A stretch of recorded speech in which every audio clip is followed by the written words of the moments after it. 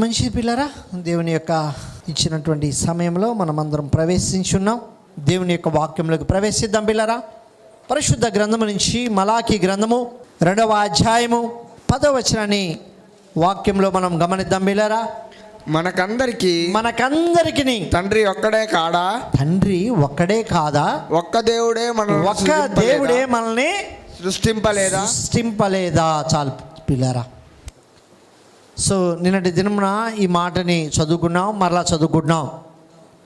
ఏమిటయ్యా ఆ మాట అంటే, మన అందరికీ తండ్రి ఒక్కడే కాదా? మన అందరినీ ఒక్కడే దేవుడు సృష్టింపలేదా అని అనుకున్నాం పిల్లరా. నిజమే. అయితే ఈనాడు అనేకమైన జనులు వారి ఇష్టానుసారమైనటువంటి ఆరాధనలో ఎందుకు వెళుతున్నారు? ప్రపంచంలో ఏది చూసినా ఒకే ఆధారము కలిగి ఉంటుంది. అయితే మరి దేవుని విషయంలో ఎందుకు వివిధ రకాలైనటువంటి ఆధారాలు కలిగి ఉంటున్నారు అని మనం పరిశుద్ధ గ్రంథాన్ని పరిశీలిస్తూ, ఈ ప్రపంచము దేవుడు మొదటగా ఆదాము అవ్వని ఏర్పరిచి ఏ విధంగా ఫలించి అభివృద్ధి పొందమన్నాడు.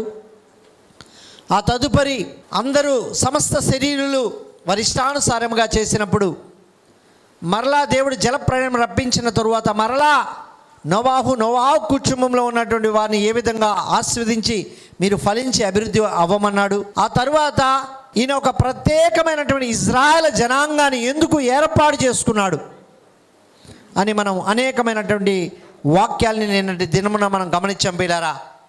ఎందుకు ఏర్పాటు చేసుకున్నాడయ్యా అంటే, మొదటగా ఆయన పరిశుద్ధుడైన దేవుడు తన ప్రజలందరూ పరిశుద్ధులుగా ఉండాలని ఆయన మొదటి యొక్క ఆకాంక్షని, అదేవిధంగా ఆయన నామము, ఆయన బలము ప్రపంచమంతా ప్రచురింపబడాలని, అదేవిధంగా ఆయన మాటని మనం శ్రద్ధగా వింటే ఏ విధంగా ఆశీర్వదించబడతామని, అదేవిధంగా ఆయన ప్రజలకి కొన్ని కట్టడల్ని విధుల్ని ఇచ్చి వీటిని ఏ విధంగా పాటించమన్నాడని, అన్నిటికి మించి దేవుడు ప్రత్యేకంగా ఏర్పాటు చేసుకోవడానికి వెనక ఇజ్రాయెల్ని ఏర్పాటు చేసుకుంటూ లేవికాండంలో ఆయన సెలవిచ్చే మాటను చూసాం పిల్లారా.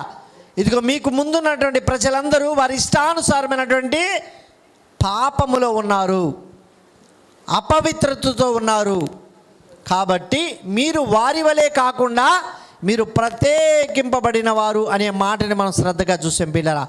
ఈ కారణాలన్నిటినీ పరిశీలించినప్పుడు ఇందుకోసమే ఇజ్రాయెల్ ప్రజల్ని దేవుడు ఏర్పాటు చేసుకున్నాడు. ఈ ఇజ్రాయెల్ ప్రజలు ఎలా ఉంటారో అదేవిధంగా ప్రపంచంలో ప్రతి ప్రజలు అలానే ఉండాలని మాదిరిగా ఏర్పాటు చేసుకున్నాడనే విషయాన్ని మనం గమనించాం పిల్లరా. ఈరోజు కూడా మనము ప్రపంచాన్ని గమనించినప్పుడు అన్ని మాదిరే, అనేకమైనటువంటి మాదిరిని మనం చూస్తూ ఉంటాం. ఏమేమి చూద్దామో ముందు చూద్దాం పిల్లరా. దీనికి ముందుగా పరిశుద్ధ గ్రంథం నుంచి మరోసారి మనం మరో వాక్యాన్ని గమనిద్దాం. ఈ మాటకై మనము పరిశుద్ధ గ్రంథం నుంచి నెహేమియా గ్రంథము 9వ అధ్యాయము 13వ వచనాన్ని మొదటగా చూద్దాం పిల్లరా. నెహేమియా గ్రంథము 9వ అధ్యాయము 13వ వచనము. సియోను పర్వతము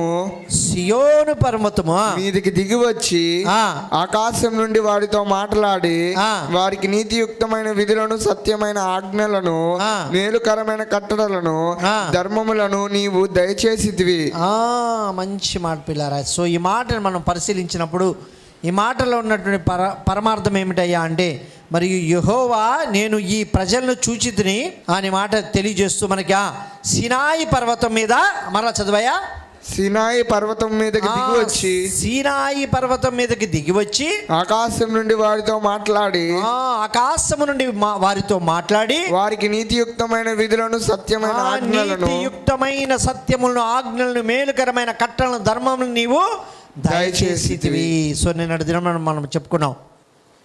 సో ఇజ్రాయెల్ ప్రజలకు దేవుడు ఏం చేశాడయ్యా అంటే, నీతియుక్తమైన కట్టడలు, విధులు, ధర్మములు, మీరు నా ప్రజలై ఉండటము ద్వారా మీరు పాటించవలసినటువంటి విధానాలు ఇవి అని స్పష్టంగా తెలియజేశాడు పిల్లారా.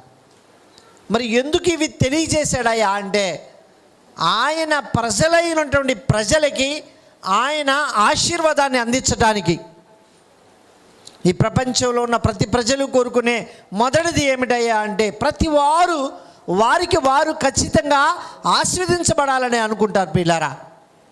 సో అదేవిధంగా దేవుడు ఏర్పాటు చేయబడినటువంటి బిడ్డలు ఎలా ఆశీర్వదించబడతాడో రుచి చూపించడానికి దేవుడు ఇజ్రాయెల్ ప్రజల్ని ప్రత్యేకంగా ఏర్పాటు చేసుకొని ఇదిగో మనము చదువుకున్నటువంటి విధముగా అనేకమైన కట్టడలను, నీతియుక్తమైన విధులను, సత్యమైన ఆజ్ఞలను, మేలుకరమైన కట్టడములు, ధర్మములు వారికి దయచేశాడు పిల్లలు. సో ఇవి దయచేసి వారికి ఏం చెప్పాడంటే మీరు ఈ ఆజ్ఞలన్నిటినీ పాటించండి అని చెప్తూ, ఈ ఆజ్ఞల్ని పాటించకపోతే ఏమిటి, ఈ ఆజ్ఞల్ని పాటిస్తే ఏమిటి అనే రెండు విషయాల్ని వారి జీవిత కాలము పాటించే విధంగా తెలియజేసే పిల్లరా. అవి ఏమిటయ్యా అంటే ద్వితీయోపదేశ కాండములో చక్కటి మాటను మనం గమనించవచ్చు పిల్లరా. ద్వితీయోపదేశ కాండము 30వ అధ్యాయము 10వ వచనం చూద్దాం పిల్లరా. మరియు నీ దేవుడైన యెహోవా నీ చేతి పనులన్నిటి విషయములోను, నీ గర్భఫల విషయములోను, నీ పశువుల విషయములోను, నీ భూమి పంట విషయములోను నీకు మేలు కలుగునట్లు నిన్ను వర్ధిల్ల చేయును. చూడండి పిల్ల, పశు సంపద ఆశీర్వాదం, పంట పొలాలు ఆశీర్వాదం, కలిగి ఉన్న సంపద ఆశీర్వాదం. అంటే ఒక మనిషికి ఏమేమి కలిగి ఉంటాయో వాటన్నిటిని గురించి ఏమంటున్నాడయ్యా అంటే మీకున్న సర్వ విషయములలో నేను మీకు అంటే దేవుని ప్రజలు అవ్వటము ద్వారా జరిగే గొప్ప మేలు ఏమిటయ్యా అంటే ఆశీర్వదించబడుతుంది. ఇంకా ముందుకు వెళ్ళి మనం చూస్తే 19వ వచనంలో ఉంటుంది పిల్లల, 30వ అధ్యాయం 19వ వచనంలో నేడు జీవమును మరణమును ఆశీర్వాదమును శాపమును నేను నీ ఎదుట ఉంచి భూమి ఆకాశములు మీ మీద సాక్షులుగా పిలుచున్నాను. చూడండి పిల్లలు, రెండు విషయాలు మీ ముందు ఉంచుతున్నాను. ఒకటి జీవము, రెండు మరణము. అదేవిధంగా జీవానికి మరో మాట ఏమిటి? జీవానికి మరో మాట ఆశీర్వాదము, మరణానికి మరో మాట శాపము. అనగా ఆశీర్వాదమును శాపమును, అనగా జీవమును మరణమును, ఈ రెండు మీ ముందు పెట్టించాను. కాబట్టి ఈ రెండిట్లో ఏది కోరుకుంటారో మీ ఇష్టం అని వదిలేశాడా? చివరి వచనం చూద్దాం. నీ పితరుడైన అబ్రహాము నీ ప్రాణమునకు నీ దీర్ఘాయువుకు మూలమై ఉన్నాడు కాబట్టి నీవును నీ సంతానమును బ్రతుకుచు నీ ప్రాణమునకు మూలమైన నీ దేవుడైన యెహోవాను ప్రేమించి ఆయన వాక్యము విని ఆయన్ని హత్తుకున్నట్లు జీవమునే కోరుకునుడి. జీవమును మరణమును మన ముందు పెట్టాడు, ఆశీర్వాదమును శాపమును మన ముందు పెట్టాడు. అయితే దేవుని ప్రేమ ఎంత గొప్పదయ్యా అంటే మీరు మాత్రం మరణాన్ని కోరుకోబాకండి, మీరు మాత్రం శాపాన్ని కొని తెచ్చుకోబాకండి, మీరు జీవమునే కోరుకోండి, ఆశీర్వాదమునే కోరుకోండి అంటున్నాడు పిల్లలు. ఎంత చక్కటి దేవుడు, ఎంత గొప్ప దేవుడు ఆలోచించండి పిల్లలు. అందుకే ఇజ్రాయెల్ ప్రజల్ని ఆశీర్వదించబడినటువంటి ప్రజలు ఎలా ఉంటారో మాదిరిగా తెలియచేయటానికి ఆయన ఏర్పాటు చేసుకున్నాడు పిల్లరా. మాదిరి అనేది చాలా ప్రాముఖ్యమైనది పిల్లరా. ఈరోజు ప్రపంచమంతా నడుస్తుంది దేని మీద అయ్యా అంటే దేని మీద నడుస్తుంది? ప్రపంచమంతా దేని మీద నడుస్తుంది? డబ్బు మీద కాదు, భూమి మీద కాదు. దేని మీద నడుస్తుంది అయ్యా అంటే మాదిరి మీద నడుస్తుంది. అదేంటండి మాదిరి మీద ఎలా నడుస్తుంది? కూర్చో టీవీ ముందు, బెస్ట్ ప్రోడక్ట్ ఏది నీకు? నువ్వు నలుపు నుంచి తెలుపు రావాలి అంటే ఇదిగో ఈ ఫెయిర్ అండ్ లవ్లీ వాడు. అదేవిధంగా ఇదిగో బెస్ట్ క్వాలిటీ ఉన్నటువంటి ఇదిగో మా దుకాణంలో నగలు కొంటారా, మా దుకాణంలో వజ్రాలు కొంటారా, మా దుకాణంలో వాయిడ్యూర్యాలు కొడతారు. ఒక అతను వస్తాడు, ఇదిగో మీరు రూపాయి విలువ తెలుసా అంటాడు. ఇంకొక అతను వస్తున్నాడు, మీకు తరుగుతో మోసం చేస్తున్నారు, ఇదిగో మీకు అసలు నాణ్యత ఎలా చూడాలో తెలుసా అంటాడు. ఇంకొక అతను వస్తాడు, మీరు కొన్న విలువ అమ్మబడే విలువ సమానం అవుతుంది తెలుసా అంటాడు. సో ఇలా మనం చూసుకుంటూ పోయినప్పుడు ఏదైనా తప్పనిసరిగా ఇది బెస్ట్, ఇది బెస్ట్, ఇది బెస్ట్, ఇది బెస్ట్ అని చెప్పి అనేకమైనటువంటి మాదిరిని మన ముందు ఉంచుతారు పిల్లారా. మనము కూడా బజార్కి వెళ్ళినప్పుడు అనేకమైన ప్రోడక్ట్లు, ఆ ప్రోడక్ట్లు ఏది చూసుకోవాలో అర్థం కాదు. ఎవరి మైండ్లో అయితే గిర్రని అడ్వర్టైజ్మెంట్ మొదలు పెడుతుందో ఆ ప్రోడక్ట్కి వెళ్ళిపోతాం. అంటే ఇది best one, best one, best one అని. సో ఇలా మనం చూసుకున్నప్పుడు ప్రపంచంలో ఉన్నటువంటి ప్రతిదీ ఒక అడ్వర్టైజ్మెంట్గా నడుస్తున్నప్పుడు నువ్వు లావుగా ఉన్నావా, సన్నగా మారాలంటే ఈ ప్రోడక్ట్ వాడు, ఇది తాగు సన్నగా అయిపోతుంది. బ్లాక్గా ఉన్నావా వైట్గా మారిపోతాం. ఇదిగో ఇది బ్యాడ్, ఇది గుడ్, ఇలా అనేక రకమైన మాదిరిని చూస్తాం పిల్లరా. అయితే దేవుడు ఏమంటున్నాడంటే, ఇదిగో ఇజ్రాయెల్ ప్రజల్ని నేను ఎందుకు ఏర్పాటు చేసుకున్నానయ్యా అంటే, గుడ్ అంటే ఎలా ఉంటుంది, బ్లెస్సింగ్ అంటే ఎలా ఉంటుంది, ఆశీర్వాదమునకు మూలమైన ప్రజలు ఎలా ఉంటారు అని తెలియచేయటానికి మాత్రమే. దేవుని ప్రజలంటే అసలు ఎలా ఉంటారు, దేవుని ప్రజలుగా ఉంటే ఆయన ఎలా ఆశీర్వదిస్తాడు అని అనేకమైన మాదిరులను చూపించడానికి ఇజ్రాయెల్ ప్రజల్ని దేవుడు ప్రత్యేకంగా ఏర్పాటు చేసుకున్నాడు పిల్లారా. సో అలా ఏర్పాటు చేసుకొని వారిని ఆశీర్వదించటం మొదలుపెట్టాడు. అదే ఇందాక మనం నెహెమ్యాలో చదివింది. ఇదిగో కట్టడలను, విధులను, ఆజ్ఞల్ని ఇచ్చేశాడు. ఇచ్చిన తర్వాత ఏం చేశాడు, కింద వచనం చూద్దాం. నెహెమ్యా గ్రంథము 9వ అధ్యాయము 14 నుంచి చూద్దాం పిల్లారా. నెహెమ్యా గ్రంథం 9వ అధ్యాయం 14 వచనం. వారికి నీ పరిశుద్ధమైన విశ్రాంతి దినమును ఆచరింపనాజ్ఞనిచ్చి, దానితో పాటు ఏం చేశాడయ్యా అంటే పరిశుద్ధమైన విశ్రాంతి దినాన్ని ఆచరించమన్నాడు. నీ దాసుడైన మోషే ద్వారా ఆజ్ఞలను, కట్టడలను, ధర్మశాస్త్రమును వారికి నియమించితివి. వారిని ఎలా ఆశీర్వదించాడు అనేది మనం కానీ చూసుకుంటే పిల్లారా 19వ వచనంలో ఉంటుంది, చూద్దాం పిల్లారా. వారు ఎడారిలో ఉండగా నీవు బహు విస్తారమైన కృప కలిగిన వాడై వారిని విసర్జించలేదు. మార్గము గుండా వారిని తోడుకొని పోవుటకు పగలు మేఘస్తంభం అయితివి, రాత్రి వెలుగునిచ్చుటకై అగ్నిస్తంభం అయితివి. వారి పై నుండి వెళ్ళిపోక నిలిచితివి. వారికి బోధించుటకు నువ్వు ఉపకారాత్మను దయచేసేదివి. నీవిచ్చిన మన్నాను ఇయ్యక మానలేదు. వారికి దాహమునకు ఉదక నిజముగా అరణ్యములో ఏమీ తక్కువ కాకుండా 40 సంవత్సరములు వారిని పోషించితివి. వారి వస్త్రములు నలిగిపోలేదు. వారి కాళ్ళకు వాపు ఇదియునుగాక రాజ్యములు జనములను వారికి అప్పజెప్పితివి. అబ్బబ్బబ్బబ్బా, ఎవరండి వీళ్ళంతా? ఒకనొక ఐగుప్త దేశంలో బానిసలుగా బ్రతికినటువంటి వారు. మరి బానిసలుగా బ్రతికినటువంటి ఆ యొక్క ప్రజలని ఆ ఐగుప్త దేశం నుంచి ఎంతో ఆటంకం ఉన్నటువంటి ఆ ఐగుప్త దేశం నుంచి బయటికి లాగి ఎర్ర సముద్రమును చీల్చివేసి ప్రత్యేకపరిచాడు పిల్లారా. ప్రత్యేకమైనటువంటి పరిచిన వీరికి ఏమి చేశాడయ్యా అంటే, ఏ ప్రదేశము లేని వీరికి, అసలు ఉండటానికి ఇళ్ళే లేని వీళ్ళకి, స్థలమే లేని వీళ్ళకి ఏకంగా రాజ్యాల్ని ఇచ్చాడు పిల్ల. అంటే దేవుని ప్రజలైన ఉండటం వల్ల దేవుడు నేను అమితముగా ఎలా ఆశీర్వదిస్తాడో దేవుడు ఈ బిడ్డల్ని మనకి మాదిరిగా చూపించి తెలియజేస్తున్నాడు పిల్లలు. అనేకమైన రాజ్యములు వీరికి ఇచ్చావయ్యా, వారికి ఆహారమును ఇచ్చావయ్యా తండ్రి, వారికి సమస్తమును ఇచ్చావయ్యా. వారి కాళ్ళు అసలు వాపే, పగలు మేఘస్తంభమయ్యా, రాత్రి అగ్నిస్తంభము తండ్రి. ఎంత గొప్ప దేవుడివయ్యా, ఎంత గొప్ప దేవుడివయ్యా.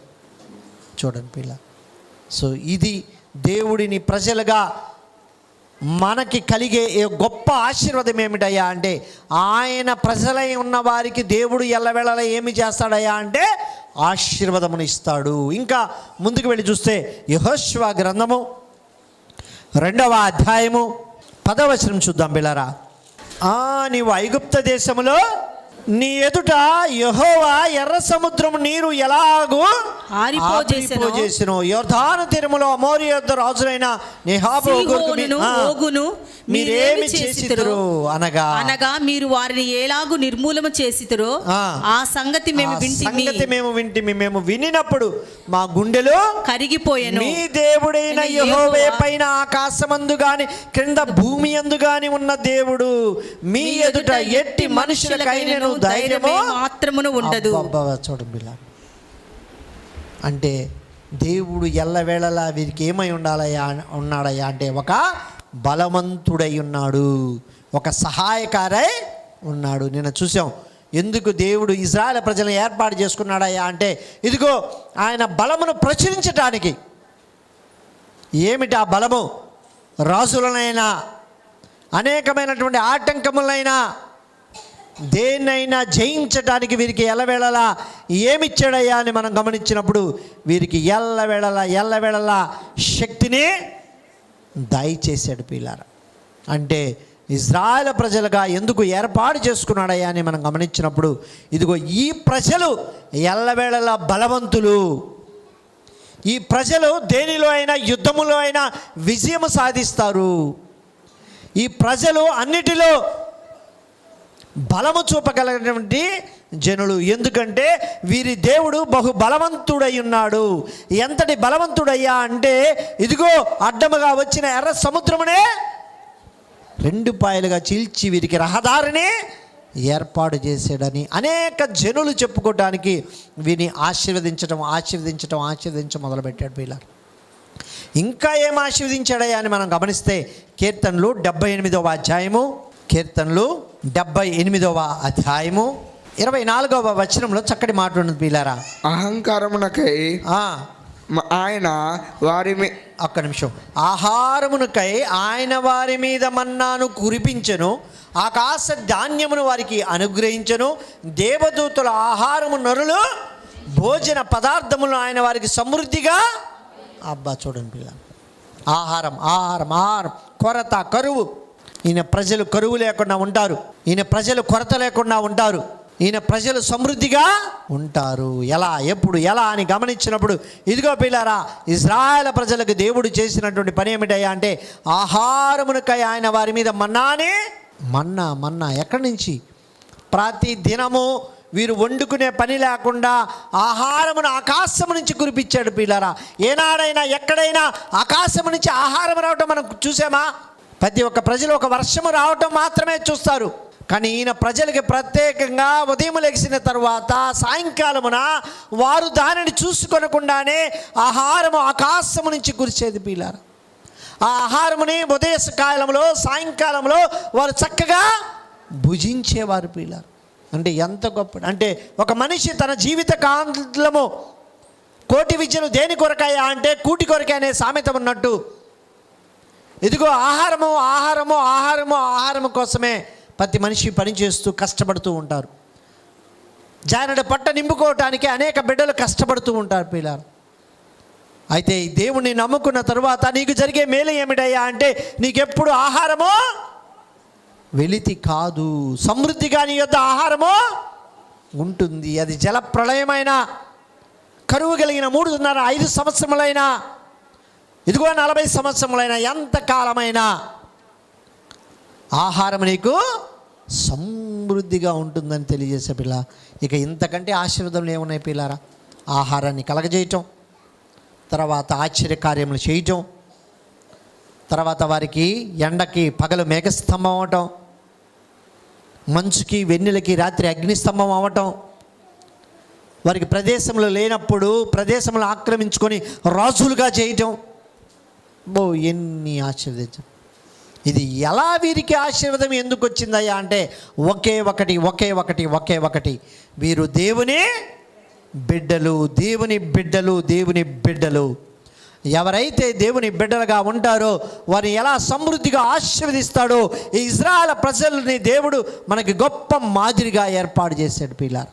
మరి మాదిరిగా ఏర్పాటు చేసి వారి జీవితాన్ని మనకు ఇచ్చాడు. కాబట్టి ఈ రాత్రి కాలంలో మనం గుర్తుంచుకోవాల్సిన విషయం ఏమిటయ్యా అంటే ఎవరైతే దేవుని బిడ్డలై ఉంటారో, ఎవరైతే ఆయన ఆజ్ఞల్ని పాటించేవారై ఉంటారో దానివలన కలిగే ఫలం ఏమిటయ్యా అంటే వారి జీవితంలో దేవుడు ఎప్పుడూ సమృద్ధిని కలుగజేస్తాడు. ఎందుకంటే మన ఎదుట దేవుడు జీవమును మరణమును ఆశీర్వాదమును శాపమును 2 పెట్టి ఉన్నాడు. మనకి ఎల్లవేళలా ఆయన ఆశీర్వాదమును దయచేసే దేవుడు. ఈ సత్యాన్ని మనము మర్చిపోకూడదు పిల్లారా.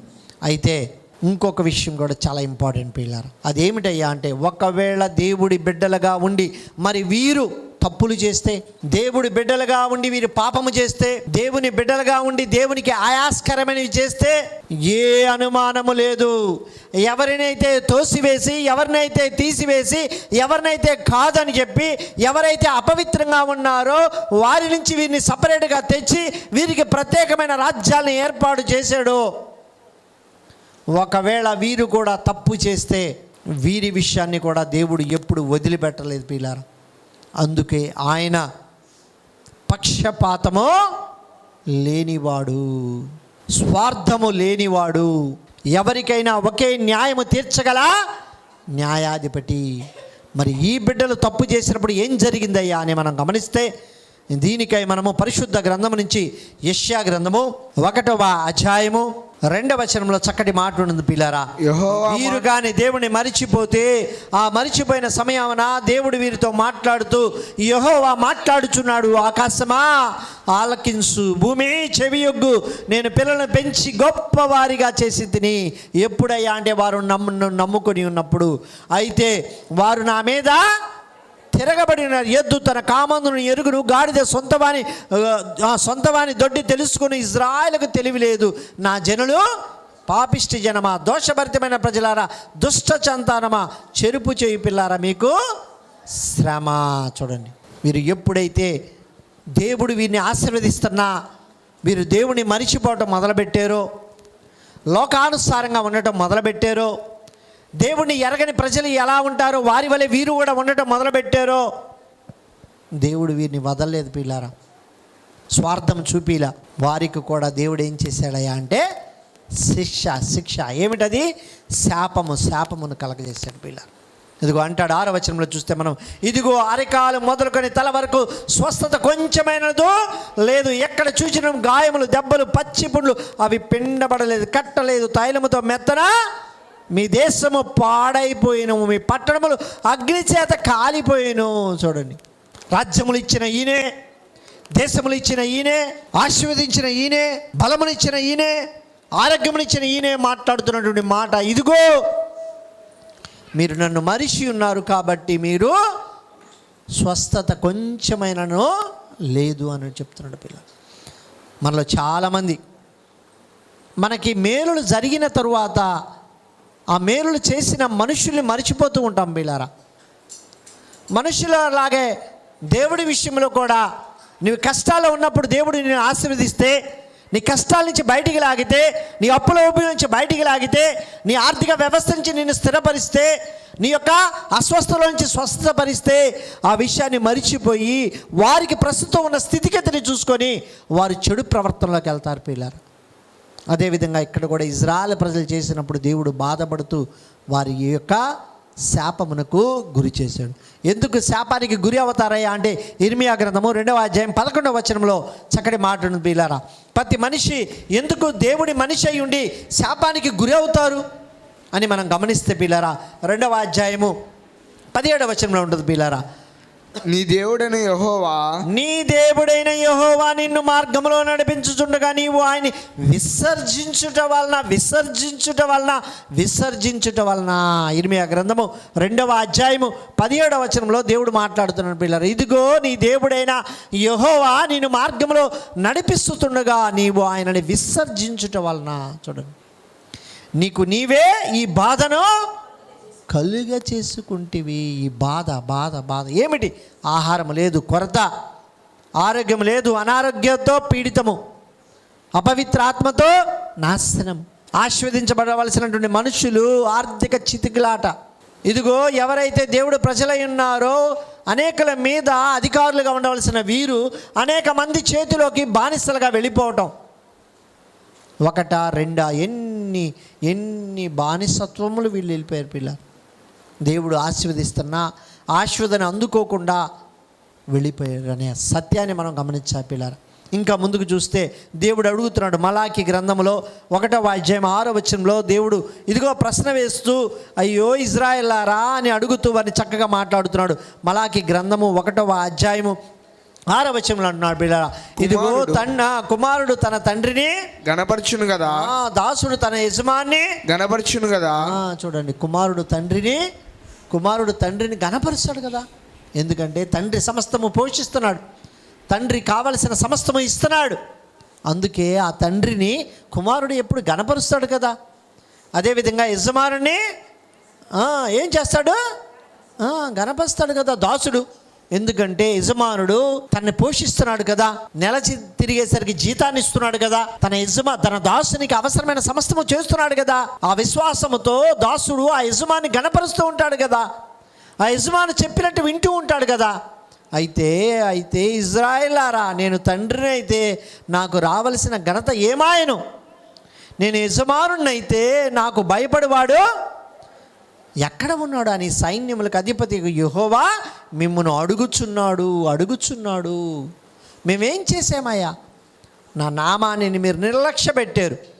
ఇదిగో అపవిత్రమైన భోజనమును మీరు అర్పించుచు ఏమి చేసామంటున్నారే? దశమ భాగాలను దొంగిలిస్తూ అపవిత్రమైనటువంటి కార్యాలు చేస్తూ దేవుని ఎరగని ప్రజలైనా చేయని అనేక అపవిత్రమైన కార్యములు చేస్తూ మేమేమి చేసామంటున్నారే అని దేవుడు అడుగుతున్నాడు పిల్లారా. అంటే దేవుడి ప్రజలైన నువ్వు ఎప్పుడైతే ఇటువంటి కార్యాలు చేస్తూ ఉంటావో ఆటోమేటిక్గా నీ మీదకి ఏమొస్తుందయ్యా అంటే శాపము నీ మీదకి వస్తుంది. అలానే ఇజ్రాయెల్ ప్రజల మీదకి కూడా శాపం వచ్చింది పిల్లారా. ఇజ్రాయెల్ ప్రజల్ని దేవుడు 40 దినములు నడవవలసినటువంటి లేక 4 రోజుల్లో నడవలసినటువంటి ఆ ప్రయాణాన్ని కానాను దేశాన్ని చేయటానికి 40 సంవత్సరములు వీరికి పడితే ఈ 40 సంవత్సరములు ఎందుకు పట్టిందయ్యా అని మనం గమనించినప్పుడు వీరు చేసిన అవివేక పని పిల్లరా. అందుకే కనాను దేశాన్ని చేరుస్తానని చెప్పినటువంటి ఈయన వారు చేసిన తప్పిదం వల్ల వారిని ఈయన చేర్చలేక వారిని చేర్చకపోవటం కాదు. చాలామంది పరిశుద్ధ గ్రంథమును తెలియక బైబిల్ చేయిద్దా యెహోవా అబద్ధికుడు, యెహోవా మాట తప్పేవాడు అని వెర్రి కోతలు కూస్తున్నారు పిల్లారా. ఏమి తెలుసురా నీకు బైబిల్ నువ్వు మాట్లాడటానికి? ఏమి తెలుసని నువ్వు నీ ఇష్టానుసారంగా మాట్లాడతావు? ఇజ్రాయెల్ ప్రజల్ని చేరుస్తానని ఆయన చేర్చాడు. ఎవరిని చేర్చాడయ్యా అంటే ఆ 40 సంవత్సరములలో దోషభరితమైన జనుల్ని తీసివేసి ఎవరైతే పవిత్రతో కలిగి ఉన్నారో వారిని మాత్రమే చేర్చాడు. 40 సంవత్సరములు విని పోషించారు. ఎవరినైనా సరే తప్పు చేస్తే వదిలే దేవుడు కాదు, పోనీలే అని చూస్తూ ఊరుకుండే దేవుడు కాదు పిల్లారా. సో ఈయన చేరుస్తానని ఎందుకు చేర్చలేదయ్యా అంటే అలా చేరకపోవటానికి గల కారణం ఈ ప్రజలే, వారి స్వయం తప్పుదెము మాత్రమే పిల్లారా. కాబట్టి ఈ సత్యాన్ని మనం గమనించి దేవుడు మాట ఇచ్చాడంటే చేర్చే దేవుడు ఈరోజు కూడా మనకి నిత్య జీవం అనే మాట ఇచ్చాడు, దాన్ని మనం గమనిద్దాం. కాబట్టి మనందరం గమనించుకోవాల్సింది ఏందయ్యా అంటే ఈనాడు దేవుడి ప్రజలమైన చెప్పుకున్నటువంటి మనము ఆనాడు ఇజ్రాయెల్ ప్రజలకి జరిగిన ఈ మాదిరులుగా తీసుకోవాలి. మాదిరిగా తీసుకుంటూ నువ్వు ఏ ప్రయాణంలో ఉన్నావో నిన్ను నువ్వు జాగ్రత్తగా పరిశీలించుకోవాలి. ఇంకా ముందుకు వెళ్ళి చూస్తే దానియేలు గ్రంథము 9వ అధ్యాయము 6వ వచనం చూద్దాం బిలారా. దానియేలు గ్రంథము 9వ అధ్యాయము 6వ వచనాన్ని మనం పరిశీలించినప్పుడు నీ ఆజ్ఞలను నీ విధులను అనుసరించుట మాని పాపములను దుష్టములైన చెడుతనములందు ప్రవర్తించుచు తిరుగుబాటు చేసిన వారము. అదేంటి దానియేలు గారు ప్రార్థన చేసి చెప్తున్నాడు, అయ్యా మాకు జరిగిన శిక్షలకి కారణం ఏమిటయ్యా? మేము ఈనాడు బానిసలుగా ఎందుకున్నామయ్యా? ఒకనాడు నీవు మా యొక్క పితరులైనటువంటి దావీదు విషయంలో ఆయనకి చక్రవర్తిని చేసి రాజ్యాల్ని వశపరిచేవయ్యా. అలా రాజ్యాలు ఏలిన మా వారు నుంచి మేము కూడా రాజ్యాధికారులుగా ఉండవలసినటువంటి మేము ఈనాడు బానిసత్వాన్ని బతుకుతున్నామయ్యా. ఆ కారణము తండ్రి నీది కాదు రాజా, నువ్వెప్పుడు న్యాయమైన దేవుడివయ్యా. మేమేమి చేసామయ్యా అంటే మేము పాపము చేసామయ్యా అని చక్కగా చెప్తున్నాడు వీళ్ళు. మళ్ళా చదవండి ఆ మాట, బాగుంటుంది బిలారా. నీ ఆజ్ఞలను నీ విధులను అనుసరించడం మాని పాపులను దుష్టులమై చెడుతనమందు ప్రవర్తించు తిరుగుబాటు చేసేవారిమయ్యా. ప్రభువా నీవు నీతిమంతుడువయ్యా, మేమైతే సిగ్గుచేత మాకు వికారము ఉంది, మేము నీ మీద తిరుగుబాటు చేసామయ్యా. దానిని బట్టి నీవు సకల దేశములు మమ్మను తరిమితివి. అబ్బా చూడండి, సకల దేశములకు మమ్మల్ని తరిమితివి. ఎందుకంటే ప్రభువా ఇదిగో నీకు విరోధముగా పాపము చేసినందున, 8వ వచనంలో ప్రభువా నీకు విరోధముగా పాపము చేసినందున మాకును మా రాజులకు మా అధిపతులకు మా పితరులకు ముఖము చిన్నబోనట్లు సిగ్గే తగి ఉన్నది కదా. మేము పాపం చేసామయ్యా, అధికారులుగా ఉండి పాపం చేసామయ్యా, అధిపతులుగా ఉండి పాపము చేసామయ్యా, ఇదిగో రాజులుగా ఉండి పాపము చేసామయ్యా. అయ్యా అనేకమైన మంచి స్థానాలు నువ్వు ఇచ్చిన దాన్ని మేము మరిచిపోయాము రాజా. కాబట్టి ఈ మాటలన్నింటినీ గమనిస్తే ఈరోజు వాక్యంలో దేవుడు మనకు తెలియజేసినది 2 గొప్ప విషయాలు. నిన్నటి దినమున ఇజ్రాయెల్ ప్రజల్ని దేవుడు ఎందుకు ఏర్పాటు చేసుకున్నాడో తెలియజేసుకున్నాం. ఆయన పరిశుద్ధుడు కాబట్టి తన ప్రజలు పరిశుద్ధంగా ఉండటానికి, వారి ముందున్న ప్రజలు మొత్తం అపవిత్రులు అవ్వటం వల్ల వీరిని ప్రత్యేకపరచడానికి, ఆయన బలమును ప్రపంచమంతా చూపించడానికి, ఈయన మాట శ్రద్ధగా వింటే ఎలా ఆశీర్వదించబడతారో తెలియజేయటానికి ఇజ్రాయెల్ ప్రజల్ని ఏర్పాటు చేసుకున్నాడు ప్రియులారా. అలా ఏర్పాటు చేసుకున్న తర్వాత ఈ దినమున మనం చూసిన వాక్యం ఏమిటయ్యా అంటే, వారి ముందు 2 విషయాలను పెట్టాడు. ఇదిగో ఆశీర్వాదమును, శాపమును, జీవమును, మరణమును, ఈ 2 మీ ముందు పెడుతున్నా. అయితే మీరు శాపాన్ని కోరుకోబాకండి, మరణాన్ని కోరుకోబాకండి, మీరు జీవాన్నే కోరుకోండి అని సెలవిచ్చాడు పిల్లలు. కానీ జీవము కోరుకున్నటువంటి ప్రజల్ని ఏ విధంగా ఆశీర్వదించుకుంటూ పోయాడో పరిశుద్ధ గ్రంథంలో చూసాం. అదే ప్రజలు తప్పులు చేసి పాపంలో మునిగిపోయినప్పుడు ఏ విధముగా వారిని శిక్షించాడో మనం చూసాం పిల్లలు. సో ఈ 2 విషయాల్ని మనం ఎల్లవేళలా మాదిరిగా పెట్టుకొని మన ప్రయాణాన్ని సాగించాలి పిల్లలు. అంటే ఇజ్రాయెల్ ప్రజల్ని దేవుడు ఎందుకు ఏర్పాటు చేసుకున్నాడో చూసాం. మరి ఈరోజు మరి ప్రపంచమంతా ఇజ్రాయెల్ ప్రజలేనా? మరి ఇజ్రాయెల్ ప్రజలు లేరు కదా. మరి మనమేంటి? మనం ఏ ప్రజలం? మనం ఎటువంటి ప్రజలం? మన పరిస్థితి ఏంటి? మన గురించి దేవుడు ఏం చెప్తున్నాడు? మనల్ని ఏమని పిలుస్తున్నాడు? మనతో మనం ఎలా ఉండాలని కోరుకుంటున్నాడు? మనం ఏమవ్వాలని దీవిస్తున్నాడు? అసలు మనకిచ్చే ఆశీర్వాదములేంది? మనకిచ్చే శాపాలేంది? మనం ఏ వైపున వెళ్తాం? వీటన్నిటికీ సమాధానం రేపటి దినం మనం గమనిద్దాం పిల్లారా. కాబట్టి దేవుని వాక్యము మీ వద్దకు వచ్చినటువంటి సమయంలో అశ్రద్ధ చేయబాకండి. దేవుడు మాట్లాడే ప్రతి మాట నీవు ఆశీర్వదించబడాలనే, వ్యర్థముగా ఏమేమో వింటాం, ఏదేదో చూస్తూ ఉంటాం, దానివల్ల ఎటువంటి ఫలము ఉండదు పిల్లారా. దేవుడు ఒక పని చేశాడంటే అస్సలు నీవు నేను పేరు పెట్టడానికి అర్హులమో కాదు పిల్లారా. ఆయనకి తెలుసు ఏది న్యాయమో, ఏది అన్యాయమో, ఏది సత్యమో, ఏది అసత్యమో ఆయనకి అన్నీ తెలుసు పిల్లారా. అయితే కొద్ది తెలిసిన నీవు పడిపోతూ ఉంటావు, ఎగిసి పడుతూ ఉంటావు. కొద్దిగా తెలుసుకోవటం, పడిపోవటం, కొద్దిగా తెలుసుకోవటం, పడిపోవటం.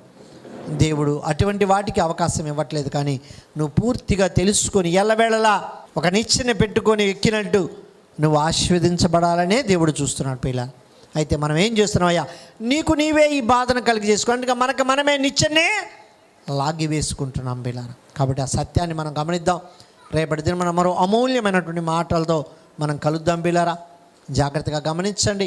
గాడ్ ఫాలోవర్స్ టీవీ ఛానల్ ద్వారా ఈ కార్యక్రమాలన్నీ చేస్తున్నాం పిల్లరా. దేవుడు ఈ మధ్య ఇచ్చినటువంటి అవకాశాన్ని మా సంఘ పరిచారకులతో, సంఘ పెద్దలతో మేమందరం కలిసి ఈ మీటింగ్స్ని ఏర్పాటు చేస్తున్నాం. అందరూ వీక్షిస్తున్నారు. కాబట్టి మీరు ఆత్మీయంగా అభివృద్ధి పొందండి. ఈ యొక్క ఛానల్ ద్వారా వీక్షించి అనేక మందికి షేర్ చేయండి పిల్లరా. అనేక మందిని సబ్స్క్రైబ్ చేసుకొని బెల్ బటన్ నొక్కమని చెప్పండి. అనేక విధాలుగా మనము దేవుని యొక్క వాక్యాల్ని తెలుసుకోవచ్చు.